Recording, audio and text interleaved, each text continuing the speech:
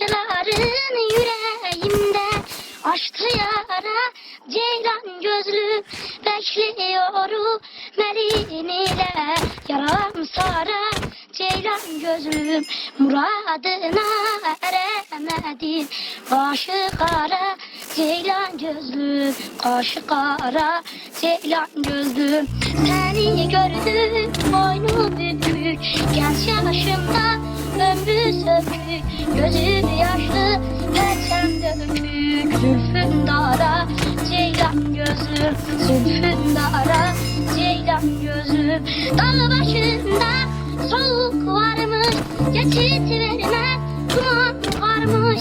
Her tarafı aldı sarmış, düşme tora ceylan gözlüm, düşme tora ceylan gözlüm, düşme tora ceylan gözlüm.